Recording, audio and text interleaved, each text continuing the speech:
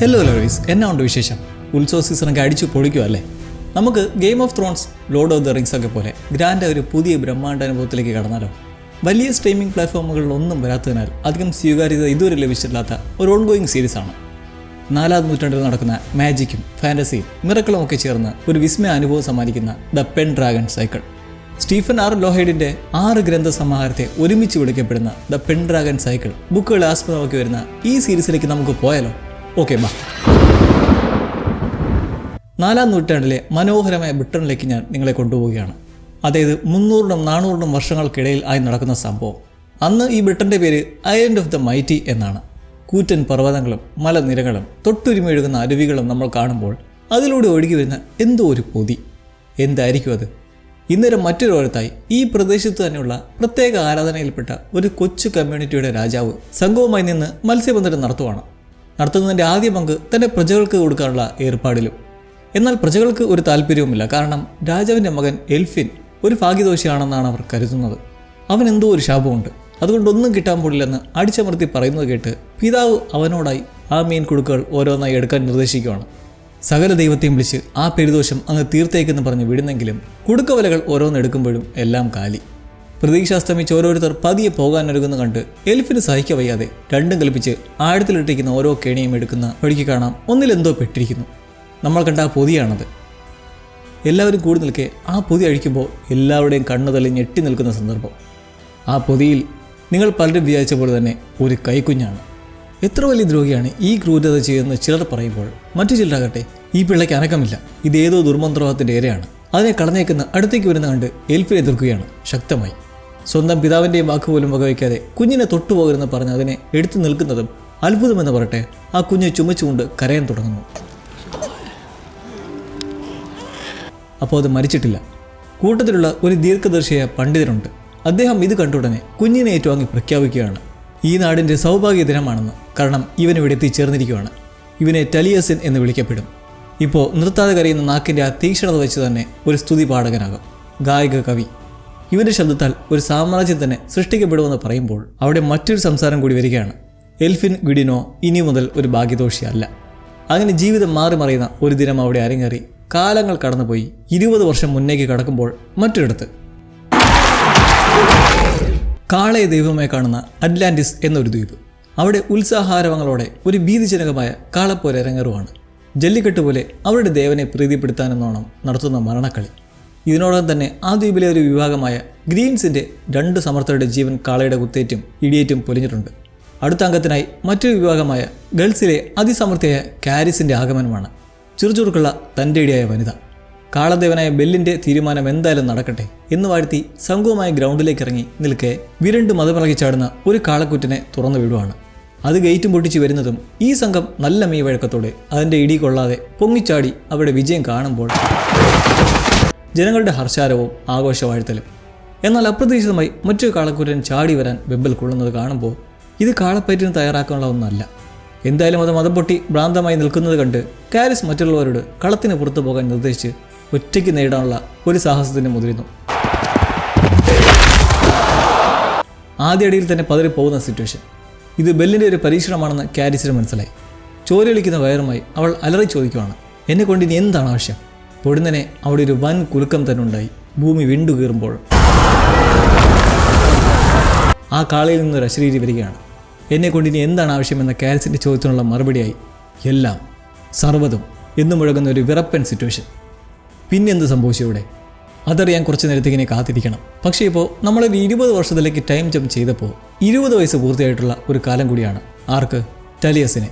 അവനെ അന്ന് പുത്രനായി സ്വീകരിച്ച എൽഫിൻ ആണിപ്പോൾ ആ സമുദായത്തിലെ മുഖ്യൻ, രാജാവെന്നും വിളിക്കാം. ഈ എൽഫിൻ്റെ ഗ്യാങ്ങിലുള്ള പ്രവാചകനായ ഹഫ്ഗാൻ എന്ന ശ്രേഷ്ഠ പണ്ഡിതനിലൂടെയാണ് നമ്മളിവിടേക്ക് കടക്കുന്നത്. അന്ന് ആ പൊടിയാരത്ത് ഇതിന് സാക്ഷ്യം വഹിച്ച ഇദ്ദേഹം പിന്നീട് ശ്രേഷ്ഠനായ ഒരു ദീർഘദർശിയും പ്രവാചകനുമായി മാറിയപ്പോൾ 20 വർഷങ്ങൾക്ക് ശേഷമുള്ള ഇവരുടെ പ്രദേശമായ കേർഡിബിയിലേക്ക് കടക്കുന്നതും ഇദ്ദേഹത്തിലൂടെയാണ്. ഹഫ്ഗാൻ്റെ ഉൾക്കാഴ്ചയിൽ തെളിയുന്ന ഞെട്ടിക്കുന്ന ഒരു സാഹചര്യം ഒട്ടും സമയം കളയാതെ തന്നെ കിങ് എൽഫിനടുത്തേക്ക് എത്തി അറിയിക്കുമ്പോൾ സംഭവം പ്രാകൃതരും അപരിഷ്കൃതരുമായ ബാർബറിയൻസിൻ്റെ ആക്രമണം ഉടൻ തന്നെ ഉണ്ടാവാൻ പോവുകയാണ് ഇവിടെ. എൽഫിനാകട്ടെ ഇങ്ങനൊരു ആക്രമണം പ്രതീക്ഷിച്ചിരുന്നെങ്കിലും എത്ര പെട്ടെന്നുണ്ടാവുമെന്ന് ചിന്തിച്ചിരുന്നില്ല. ജ്ഞാനദൃഷ്ടിയിൽ കണ്ട സ്ഥിതിക്ക് ഈ പോരാട്ടത്തിൽ തങ്ങൾക്ക് വിജയം കൈവരിക്കാനാകുമോ എന്ന ചോദ്യത്തിന് അഫ്ഗാൻ പറയുന്നതാകട്ടെ, അത് താങ്കളുടെ മകനോട് ചോദിച്ചാലാണ് വ്യക്തമായി അറിയാൻ കഴിയുന്നതെന്ന്. ടലിയസിൻ ഒരു സാധാരണ മനുഷ്യനല്ല. ഒരു സ്തുതിപാഠകൻ എന്നതിലുപരി അവനിൽ പല വിശിഷ്ട കഴിവുകളുമുണ്ട്. 3 ദിവസമായി അവനെ കണ്ടിട്ടെന്ന് പറയുമ്പോൾ ഇന്നേരം ടലിയസിൻ ഒരു മലമുകളിലാണ്. പാവനമായ കുറേ പുരാതന കല്ലുകളും സിംഹാസനവുമൊക്കെയുള്ള അവരുടെ പൂർവികരുടെ പവിത്രമായ പ്രദേശമായി കാണുന്നിടത്ത് നിന്ന് ടലിയസിൻ അവരുടെ ദൈവങ്ങളെ വിളിച്ച് പ്രീതിപ്പെടുത്താൻ ശ്രമിച്ച് നിൽക്കുകയാണ്. പെട്ടെന്നൊരാൾ ആ സിംഹാസനത്തിലായി ഇരിക്കുന്നത് കാണുന്നത്.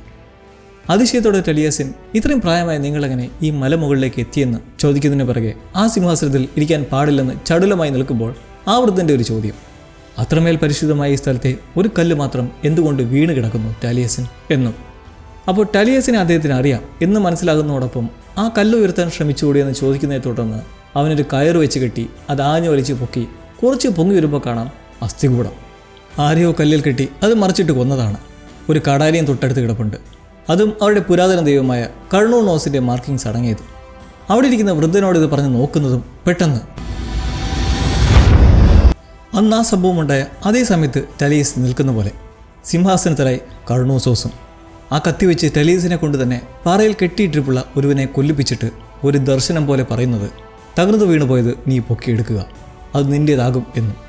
ഈ വിഷൻ കണ്ട വിറയിൽ നിൽക്കെ ആ വൃദ്ധൻ മുഖത്ത് വെള്ളമൊഴിച്ച് ടലിയസിനെ ശാന്തനാക്കി നിൽക്കെ നിമിഷങ്ങൾക്കുള്ളിൽ ആ സിംഹാസനത്തിൽ നിന്നും കണ്ണഞ്ചിക്കുന്ന പ്രകാശം പരവി അതവൻ്റെ ശരീരത്തിലേക്ക് പതിക്കുന്നതും പൊള്ളുന്നത് പോലെ.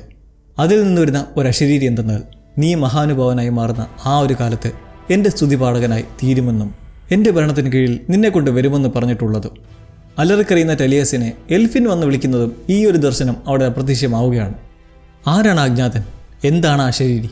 ഇതെല്ലാം അനുഭവിച്ച ടലിയസിന് അനുഭവപ്പെടുന്നത് തൻ്റെ ജീവനു വേണ്ടി എന്തുകൊണ്ട് ദൈവങ്ങൾ പോലും പോരടിക്കുന്നതെന്ന് ഓർത്തുകൊണ്ട്.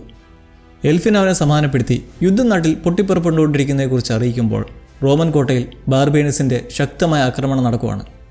പോരാട്ടത്തിനൊരുങ്ങി നിൽപ്പുള്ള യോദ്ധാക്കൾക്കടുത്തേക്ക് ഒരു ബലത്തിനായി എലിഫിന് സംഘവും എത്തുമ്പോൾ അവരോട് രാജ്യം വിട്ട് രക്ഷ നേടാനാണ് നിർദ്ദേശിക്കുന്നത്. കാരണം പല വിഭാഗങ്ങൾ ഏകീകരിച്ചതോടെ അത്രയ്ക്കും ശക്തമായ സംഘമാണ് എതിരാളികളായി ഇപ്പോൾ ഉള്ളത്.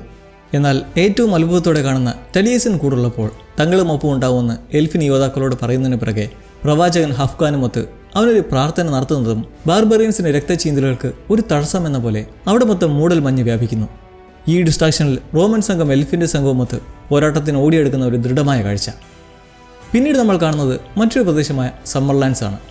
പടിഞ്ഞാറ് ദേശത്തു നിന്നും വന്നിട്ടുള്ള 2 ക്രിസ്ത്യൻ പാതിരിമാർ സമ്മർലാൻഡ്സിൽ വെറുതെ കിടക്കുന്ന ഒരു ക്രിസ്ത്യൻ ആരാധനാലയത്തെ ഉജ്ജീവിപ്പിക്കുക എന്ന ലക്ഷ്യത്തോടെ അവിടേക്ക് എത്തുമ്പോൾ അവർ നിന്നു പോകുന്നത് പുറത്തായി ഒരു കുതിരയെ കാണുമ്പോഴാണ്. ആരോ അവിടെ ഉണ്ട്. എത്രക്കാരനാണെന്നറിയാതെ നേടുന്നത് ബുദ്ധിയല്ല. പോകുമ്പോൾ കാക്കാമെന്ന് ഒരുവൻ നിൽക്കുന്നെങ്കിലും കൂട്ടത്തിലെ മറ്റൊരു പാതിരിയായ ഡാഫീദ് എന്തിനു വിളിച്ചിരിക്കണമെന്ന് ആ ആരാധനാലയത്തിലേക്ക് കയറി ചെല്ലുവാണ്. അവർ അതിനുള്ളിലെ കാഴ്ച കണ്ട് കൈകൂപ്പി പോകുന്നു. കാരണം അവരുടെ കണ്ണിൽ തെളിയുന്നത് യേശുവിനെ ജനിപ്പിച്ച ആവേ മരിയെ, അത്രയ്ക്ക് മോജസും തേജസ്സുമുള്ളൊരു സ്ത്രീ. എന്നാൽ സത്യത്തിൽ അത് മേരിയല്ല, മറിച്ച് നമ്മൾ മുന്നേ കണ്ട കാരിസാണ്. അന്ന് ദ്വീപിൽ വെച്ചുണ്ടായ ആ പ്രകമ്പനത്തിന് ശേഷം എന്ത് സംഭവിച്ചു എന്ന് നമ്മൾ കണ്ടിട്ടില്ല. പക്ഷേ അതിനെ അവൾ അതിജീവിച്ചതായി മനസ്സിലാക്കാം. അറ്റ്ലാന്റിസ് ജനങ്ങളെല്ലാം ഇപ്പോൾ ഈ സമ്മർലാൻഡ്സിലാണ് വസിക്കുന്നത്. അറ്റ്ലാന്റിയൻ രാജാവായിരുന്ന അവലാക്ക് ഇപ്പോൾ സമ്മർലാൻഡ്സിൻ്റെ കിങ്ങും. ദ്വീപിൽ നടന്ന എന്താണെന്ന് നമ്മൾ വൈകാതെ അറിയും. എന്നാൽ ഇപ്പോൾ പാതിരിമാർക്ക് മുന്നിലുള്ളത് വിശുദ്ധ മേരി അല്ലെന്ന് സംസാരത്തിൽ നിന്ന് മനസ്സിലാകുന്നതോടൊപ്പം ഒരിക്കൽ അറ്റ്ലാന്റിസിൽ നിന്നും സമ്മർലാൻഡ്സിലേക്ക് എത്തിയിട്ടുള്ളവരിൽ ഒരാളാണെന്നും അറിയാനിട വരുന്നു. ഈ പള്ളി പുനരുജ്ജീവിപ്പിക്കണമെങ്കിൽ സമ്മർലാൻഡ്സ് കിങ്ങിൻ്റെ അനുവാദം കൂടിയേ തീരൂ എന്നുള്ള കാരിസിൻ്റെ വാക്കിൽ അങ്ങനെ അവർ സമ്മർലാൻഡ്സ് കൊട്ടാരത്തിലേക്ക് എത്തുകയാണ്. മറ്റുള്ള രാജ്യങ്ങളിൽ ഇവരെക്കുറിച്ചുള്ള കേട്ടുകേൾവി എന്തെന്നാൽ തോന്നുന്ന രീതിയിൽ രൂപം മാറാനുള്ള മാന്ത്രിക ശക്തി, ഉറക്കമില്ലാതെ കറങ്ങിത്തിരിയുന്ന മന്ത്രവാദികൾ, ലോകമൊത്തം നിരീക്ഷിക്കാനുള്ള അത്ഭുത കഴിവുകൾ എന്നിങ്ങനെയൊക്കെയുള്ള ഒരു ദുരൂഹതകളാണ്. പക്ഷേ പാതിരിമാർ അവരുടെ ജനവാസത്തിലേക്ക് കടക്കുമ്പോഴോ ഇങ്ങനൊന്നുമല്ല. വളരെ സമാധാനത്തോടെ നടക്കുന്ന സാധാരണ ജനങ്ങൾ, പക്ഷേ ശക്തരാണ് എല്ലാവരും. അങ്ങനെ പാതിരിമാരുമായി കൊട്ടാരത്തിലേക്ക് ആഗമിക്കുന്ന കാരിസ് ആദ്യം കാണുന്നത് അവളുടെ സഹോദരിയായ മോർഗെയിനെയാണ്. പ്രസവം അടുത്തിരിക്കുന്ന ഒരു കുതിരയെ നോക്കുന്ന മോർഗെയിൻ ഒരു കുഞ്ഞരുജത്തി ആണേലും പിതാവ് അവലാക്കിന് കാരിസിനോട് കൂടുതൽ പരിഗണനയൊക്കെ ഉള്ളതുകൊണ്ട് നീരസവും അസൂയമൊക്കെ ഉള്ള കൂട്ടത്തിലാണ്. പാതിരിമാരെ കണ്ടിട്ട് ഇവരും അവരുടെ കൂട്ടത്തിൽ വന്നതാണെന്ന് മോർഗനെ ചോദിക്കുമ്പോഴാണ് മറ്റൊരു കാര്യം അവിടെ വെളിവാകുന്നത്. എൽഫിനും സംഘവും കിങ് അവലാക്കിൻ്റെ സന്നിധിയിൽ എത്തിയിട്ടുണ്ട്. നടന്നുകൊണ്ടിരിക്കുന്ന യുദ്ധത്തെക്കുറിച്ച് മുന്നറിയിപ്പ് കൊടുക്കാനെത്തിയാണ്. ഒപ്പം ഈ യുദ്ധം മൂലം നാടുവിടേണ്ടി വന്നെത്തിയിട്ടുള്ളതും. അവിടേക്ക് കടന്നു വരുന്ന കാരിസിനെ അവലാക്ക് പരിചയപ്പെടുത്തുന്നത് അറ്റ്ലാന്റിയൻ ജനങ്ങളുടെ രക്ഷക എന്ന് പറഞ്ഞിട്ടാണ്. ഇപ്പോൾ ജീവിച്ചിരിക്കുന്ന ഓരോ അറ്റ്ലാന്റിയനും തൻ്റെ മകളോട് ഏറെ കടപ്പാടുണ്ടെന്ന് പറയുന്നത് വഴി മനസ്സിലാക്കാം. ആ ദ്വീപിലുണ്ടായ വിപത്തിൽ നിന്നും ജനങ്ങളെ രക്ഷിച്ച് ഇവിടെ എത്തിച്ചതിൽ കാരിസിൻ്റെ പങ്ക് വളരെ വലുതാണ്. ടലിയസിൻ്റെ ശ്രദ്ധ കാരിസിലേക്ക് പോകുന്നതും ഇവിടെ ശ്രദ്ധിക്കേണ്ട ഒന്നാണ്. അവലോക് പ്രത്യേകപരമെന്നോണം നിങ്ങൾ എത്ര കാലം വേണമെങ്കിലും സമ്മർലാൻഡ്സിൽ നിൽക്കാമെന്നുള്ള അറിയിപ്പും വൈകിട്ട് അത്താഴ വരുന്നതിന് കൂടാനുള്ള ക്ഷണവും. എൽഫിൻ തൻ്റെ കൈവശം ശേഷിക്കുന്ന കത്തി കൊടുത്ത് നന്ദി പ്രകടിപ്പിച്ച് ഇറങ്ങുമ്പോൾ ആ യുദ്ധം വൈകാതെ ഇവിടേക്കും എത്തുമെന്ന ശങ്കയുണ്ട് അവലാക്കിന്. എൽഫിനെയും സംഘത്തെയും വിശ്വസിക്കുന്നതിൽ രാജാവിൻ്റെ നിർദ്ദേശകനായ അന്നൂബിക്ക് എതിർപ്പുണ്ട്. നിരാശ്രരായ അവരെ വിശ്വസിക്കാൻ പാടില്ലെന്ന് രാജാവിന് പറഞ്ഞു കൊടുക്കുമ്പോൾ പുറത്തേക്കിറങ്ങുന്ന എൽഫിനോട് പ്രവാചകനായ ഹഫ്ഗാനും ഒരു മുന്നറിയിപ്പ് നൽകുന്നുണ്ട്. ശക്തരായവരെ വിശ്വസിക്കാൻ പാടില്ലെന്ന് പറഞ്ഞിട്ട് ടലിയസിനും പറയുന്നുണ്ട്, കിങ് അവലാഖ് നമ്മളോട് കരുണ കാണിച്ചിരിക്കുകയാണ്, പക്ഷെ അതും അവർക്ക് ആവശ്യമില്ലാതിരുന്നൊരു സമയത്ത്. അതുകൊണ്ടൊന്ന് ശ്രദ്ധിക്കണമെന്ന് പറയുമ്പോഴും അവൻ്റെ ചിന്ത മുന്നത്തെ ഓരോ കാര്യങ്ങളുടെ സ്റ്റക്കാണ്. മോർഗൻ നിർദ്ദേശകനായ അന്നൂബിയുടെ കൂടെ ചേർന്ന് അയാളെ വശീകരിച്ച് ശക്തിയും അധികാരവും ഒക്കെ കൈക്കലാക്കാൻ ഒരു ശ്രമം നടത്തുന്നുണ്ട്. എന്തായാലും രാത്രിയിലെ അത്താഴ വരുന്ന വേള നല്ല നിമിഷങ്ങളിലാണ് തുടങ്ങുന്നത്. ടേബിൾ മാനേഴ്സ് അവലാഖിൻ്റെ സദസ്സിനെ അപേക്ഷിച്ച് ലാവിഷാണ് എൽഫിൻ്റെ സംഘത്തിന്. ഇടയിൽ അവലാഖിൻ്റെ ശരീരത്തിലെ പല യുദ്ധങ്ങളിൽ നിന്നേറ്റ പരിക്കുകളെക്കുറിച്ചും നഷ്ടങ്ങളെക്കുറിച്ചുമൊക്കെ സംസാരിച്ചും എൽഫിൻ അവരുടെ നഷ്ടങ്ങളെക്കുറിച്ച് പറഞ്ഞിട്ട് തങ്ങളുടെ അമൂല്യമായ നിധിയെന്ന് വിശേഷിപ്പിച്ച് ടലിയസിനെ പുകഴ്ത്തുന്നു. ഈ ഒരു അവസരത്തിൽ ടലിയസിനോട് ഒരു മനോഹര സ്തുതിഗാനം പാടാൻ ആവശ്യപ്പെടുന്നതിനെ തുടർന്ന് അവൻ പണ്ടുള്ള ഒരു രാജാവിൻ്റെ ലോകത്തെ കഥകൾ പാട്ടായി പാടുമ്പോൾ ഏവർക്കും വശ്യമായൊരു അനുഭവമാണ്. ലയിച്ചു പോകുന്ന ശബ്ദവും അതിൽ മുഴുകിപ്പോകുന്ന എന്തോ ഒരു അത്ഭുത ശക്തിയും. ആ ഗാനത്തിലൂടെ എന്നാൽ ക്യാരിസിന് ഉള്ളിൽ എന്തോ ഒരു വിമുഖത ഉണ്ടാവുകയാണ്. ടലീസിന് അത് ശ്രദ്ധയിൽപ്പെട്ട് നിൽക്കെ അവിടെ സംഭവിക്കുന്ന ഒന്ന് അവളുടെ മനസ്സിലുള്ള കാര്യങ്ങൾ അവൻ്റെ ദൃഷ്ടിയിൽ പ്രത്യക്ഷമാവാൻ തുടങ്ങുന്നു. ആ പ്രധാന ദിവസമാണ് കാണുന്നത്. കാളപ്പോരിൽ ക്യാരിസ് മതമിളകിയ കാളെ നേരിടുന്ന ആ ഒരു മൊമെൻറ്റ്. ബെൽ ദൈവം തന്നെ നേരിട്ട് വന്നിരിക്കുകയാണെന്ന് പറഞ്ഞ് അന്നവൾ അതിനെ ഒറ്റയ്ക്ക് നേടാൻ ശ്രമിച്ച വഴിക്ക് ഇടിച്ചിട്ടതെ തുറന്ന് ചോദിച്ചു, എന്താണ് ആവശ്യമെന്ന്. സർവ്വതം എന്ന് പറഞ്ഞതും അവിടെ പ്രകമ്പനത്തിൻ്റെ കാരണം വളരെ അധികമല്ലാത്ത ഒരു അഗ്നിപർവ്വതത്തിൻ്റെതായിരുന്നു. പെട്ടെന്ന് തന്നെ അത് നിന്നതും ക്യാരിസ് രണ്ടും കൽപ്പിച്ച് ആ കാളയെ നേരിടാൻ തുടങ്ങി. സാഹസ്യമായി ചാടിയും മാറിയും അതിൻ്റെ പുറത്ത് കയറി കീഴ്പ്പെടുത്തിയുമൊക്കെ നിമിഷങ്ങൾ കടന്നുപോയി. ഒടുവിൽ കുതിരി തള്ളിയിട്ട ശേഷം അവളെ ഒരിക്കൽ കൂടി ഇടിച്ച് തെറിപ്പിച്ചു. ക്യാരിസിൻ്റെ അന്ത്യമായിരുന്നു ബെല്ലിന് വേണ്ടിയിരുന്നത്. എന്നാൽ ആ ആവശ്യത്തിൽ മുട്ടുകുത്തിന്നവൾ ദൈവത്തോട് ശുഭിതയെ ശപിച്ചു. അങ്ങനെ ആ ഒരു നിമിഷത്തിൽ അവൾക്ക് നേരെ പാഞ്ഞെടുത്തെങ്കിലും വിധി നിശ്ചിതമെന്ന പോലെ കാള കാലുകളൊടിഞ്ഞ് അവളുടെ മുന്നിൽ തന്നെ ചത്തു വീഴുകയായിരുന്നു. പൊടുന്നനെ അഗ്നിപർവ്വതം പൊട്ടി ആ പ്രദേശമെങ്ങും കുലുങ്ങാൻ തുടങ്ങി. അവിടേക്ക് ലാവ പൊട്ടിത്തെറിച്ച് പെയ്യാൻ തുടങ്ങുന്ന ആ സിറ്റുവേഷനിൽ നിന്ന് ക്യാരിസ് തൻ്റെ ജനങ്ങളെ രക്ഷിച്ചു. പൂർണ്ണമായി അല്ലെങ്കിലും കുറേ പേരെ രക്ഷിക്കാൻ കഴിഞ്ഞതിൻ്റെ പേരിലാണ് അവളെ സകലരും ദൈവത്തെ പോലെ ഇപ്പോൾ കാണുന്നത്. ഇതെല്ലാം ടലിയസിൻ്റെ കണ്ണിൽ ദൃശ്യമാകുന്നതും ഗാനത്തിൻ്റെ വശ്യത മനസ്സിലാക്കി ക്യാരിസ് ഇറങ്ങിപ്പോകുന്നു. പിന്നാലെ ടലീസിനും ഇറങ്ങി ചെന്നെത്തുന്നത് പക്ഷേ മോർഗൻ്റെ അടുത്തേക്കാണ്. ക്യാരിസ് കൊട്ടാരത്തിന് പുറത്തേക്ക് ഇറങ്ങിപ്പോയെന്ന് പറയുന്ന അവളെ കണ്ട് ടലീസൻ അടുത്തേക്ക് ചെല്ലുന്നത് ആ ഒരു കുതിരയെ മറിച്ചു കിടത്താൻ പരിശ്രമിക്കുന്നത് കണ്ടിട്ടാണ്. പക്ഷേ ഗർഭിണിയായ ആശയം അനങ്ങുന്നേയില്ല. ടലീസൻ എന്ത് ചെയ്യുന്നു? അവൻ്റെ മൂളലിലൂടെ ഒരു മാന്ത്രികത വരുത്തി ആ അവശ്യയായ കുതിരയെ താനെ എഴുന്നേൽപ്പിച്ച് തിരിച്ചു കിടത്തുന്നു. ഇതൊരു അത്ഭുതമാണ്. ഇത് കണ്ട് ആശ്ചര്യമാവുന്ന മോർഗൻ ഉടൻ തന്നെ ടലിയസിനെ അടുപ്പത്തിലേക്കാക്കാൻ ശ്രമിക്കുന്നതിൻ്റെ കാര്യം വേറൊന്നുമല്ല, ആ ശക്തി അവളുടെ കൺട്രോളിലേക്ക് എത്താൻ വേണ്ടിയിട്ടാണ്. ഈ മോർഗന് ചിലറെ കൂടോത്രവും മന്ത്രവാദവും ഒക്കെ ഉണ്ട്. ഇപ്പോൾ ഈ കുതിരയെ ചുറ്റിപ്പറ്റിയിരിക്കുന്നതും അങ്ങനൊന്നിനു വേണ്ടിയാണ്. അത് നമ്മൾ വൈകാതെ കാണും. ഏകാന്തമായ ഒരു പ്രദേശത്തുള്ള കുളത്തിലായി ക്യാരിസ് സമാധാനത്തിന് പോയി കിടക്കുമ്പോൾ അവനും അവിടേക്ക് എത്തുന്നു. ക്യാരിസിന് നല്ല ദേഷ്യമുണ്ട് അവളുടെ മനസ്സിലേക്ക് കടന്നു കയറി ഓർമ്മകൾ ചൂഴ്ന്നെടുത്തതിൽ. എന്നാൽ ടലിയസിനും അറിയില്ലായിരുന്നു ഇങ്ങനെയൊക്കെ നടക്കുമെന്ന്. എങ്ങനെയോ ദൃശ്യമായതാണ്. ക്യാരിസിന് മുന്നിൽ ബെൽ പ്രത്യക്ഷപ്പെട്ട പോലെ തൻ്റെ മുന്നിൽ കർണോസോസ് പ്രത്യക്ഷപ്പെട്ടതെക്കുറിച്ചും അവളെടുത്ത അതേ തീരുമാനം താനും എടുത്തതെക്കുറിച്ചും പറഞ്ഞങ്ങനെ ഇരുവരും അടുക്കാതെ അടുക്കുമ്പോൾ ഇതെല്ലാം മാന്ത്രിക കല്ലിലൂടെ മോർഗനും കാണുന്നു. നിർദ്ദേശകൻ അന്നൂബിയുടെ മുറിയിലേക്ക് ചോദിക്കാതെ കയറിയതിൽ അയാളെത്തി ശുഭിതനാവുമ്പോഴാണ് മോർഗൻ്റെ മനസ്സിലിരിപ്പ് പുറത്തു വരുന്നത്. അന്നൂബിയുടെ ശക്തി കരസ്ഥമാക്കാൻ ആണ് ഇത്രയും നാൾ ശ്രമിച്ചതെങ്കിലും അയാളിപ്പോൾ വീക്കായി കഴിഞ്ഞിരിക്കുന്നു. എങ്ങനെയും ടലിയസിനുള്ള പവർ തൻ്റെ നിയന്ത്രണത്തിലേക്ക് കൊണ്ടുവരാനുള്ള ശ്രമമാണ് ഇനി. അങ്ങനെ ആ രാത്രി കഴിയുമ്പോൾ ക്യാരിസ് അറിയുന്നത് അവലാഖ് ഒരു തീരുമാനമെടുത്തു. എൽഫിന് സംഘത്തിനും രാജ്യത്തിന് വടക്കൻ പ്രദേശത്തായുള്ള ഭൂമിയിൽ താമസിച്ച് വ്യവഹാരം നടത്താം. ക്യാരിസ് ഇതറിഞ്ഞ് ആദ്യം നിരസപ്പെടുന്നതിലും പിന്നെ കുഴപ്പമില്ലെന്ന് പറഞ്ഞ് പോകുകയാണ് ടലീസിനെത്തുന്നത്. അതും കഴിഞ്ഞ രാത്രി കുളത്തിനടുത്തായി ഇട്ടിട്ട് പോയ പാദരക്ഷയുമായി. മറ്റൊരു മീറ്റിങ്ങിനിവിടെ അവസരമുണ്ടാകുമ്പോൾ ടലീസിൻ്റെ വിനയതയും പെരുമാറ്റവും കൊണ്ട് ക്യാരിസും മനസ്സ് തുറക്കുന്നു. അന്ന് ദ്വീപിൽ നിന്ന് ഇവിടേക്ക് എത്തിയപ്പോൾ 2000-ഓളം പേരായിരുന്നു രക്ഷപ്പെട്ടിട്ടുണ്ടായിരുന്നത്. ഇപ്പോൾ 1000-ഓളം പേർ മാത്രമാണ് അവശേഷിക്കുന്നത് എന്ന് പറഞ്ഞ് അവരുടെ വംശം അന്യാധീനമായിക്കൊണ്ടിരിക്കുകയാണെന്ന് അറിയിക്കുന്നു. ക്യാരിസിൻ്റെ ഉള്ളിൽ ഒരിക്കലും ഉണങ്ങാത്ത മുറിവ് പോലെയാണ് അവളുടെ ഇതുവരെയുള്ള ജീവിതവും വിഷമങ്ങളും. ഇനിയൊരു വേദനയും വേണ്ട, താങ്ങാൻ വയ്യ. അതുപോലെ തന്നെ സന്തോഷവും വേണ്ടെന്ന ചിന്തയാണ് അവൾക്ക്. ഇവർ തമ്മിൽ കൂടുതൽ അടുക്കുന്നത് കാണുന്ന മോർഗൻ്റെ സങ്കടം വശീകരിച്ച് കൈക്കലാക്കാൻ ശ്രമിച്ചവൻ സഹോദരിയുമായി അടുക്കുന്നത് കണ്ടിട്ടാണ്. ടലീസൻ ആശ്വസിപ്പിക്കാൻ ശ്രമിക്കുന്നെങ്കിലും വികാരാധീനെ ക്യാരിസ് കുതിരപ്പുറത്തേറി പുറത്തേക്ക് വെച്ച് പായുമ്പോൾ പിന്നാലെ തേടിപ്പോകുന്ന ടലിയസൻ ചെന്നെത്തുന്നത് ആ ആരാധനാലയത്തിൻ്റെ മുന്നിലേക്ക്. അവിടെ 2 പാതിരിമാർ നിൽപ്പുണ്ട്. ടലീസൻ അടുത്തേക്ക് ചെല്ലുന്നതും ആ കുരിശിൽ നിന്നും വീണ്ടും മുന്നത്തെ പോലെ പ്രകാശം സൂര്യനെ പോലെ ജ്വലിച്ച് അവനിൽ അസ്വസ്ഥതയും ശരീരത്തിൽ പൊള്ളലൊക്കെ വരുന്നത് പോലെ. അപ്പോൾ അതിനർത്ഥം മുന്നേ അവൻ കണ്ട ആ ഒരു അജ്ഞാതന് പിന്നിലെ പ്രകാശം യേശുവിൻ്റേതായിരുന്നു.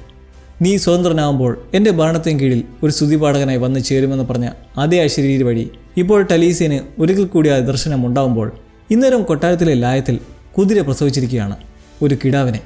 മോർഗെയിൻ ആ പ്രസവം കാത്തിരുന്നത് എന്തിനായിരുന്നു നമ്മളിവിടെ കാണുവാണ്. ആ ജനിച്ചു വീണ ജീവനെ ഉടൻ തന്നെ കഴുത്തറുത്ത് ബലി കൊടുക്കുന്നു, അവളുടെ ദുരാഗ്രഹങ്ങൾ നിറവേറ്റാൻ വേണ്ടി. യേശുവിൻ്റെ ദർശനത്തിൽ നിൽക്കുന്ന ടലിയസിനും അവനെതിരെ ദുർമന്ത്രമെന്ന് പ്രയോഗിക്കുന്ന മോർഗെയിനും. ഈ ഇതിഹാസ ചരിത്രത്തിൻ്റെ ഭാവി ഇനി എങ്ങോട്ടേക്കാണ്? ആദ്യ എപ്പിസോഡ് ഇവിടെ തീരുമ്പോൾ നിങ്ങൾ അറിയേണ്ട ഒരു പ്രധാന കാര്യം, നമ്മളിപ്പോൾ വരെ കണ്ട ടലിയസിൻ്റെയോ ക്യാരിസിൻ്റെയോ കഥയല്ലിത്. ഈ വീരചരിതം എന്നത് മെർലിൻ്റേതാണ്. ആരാണ് മെർലിൻ? അതറിയാൻ പുതിയ എപ്പിസോഡുമായി നമുക്ക് കാത്തിരുന്ന് കാണാം. ലവ്ലീസ്.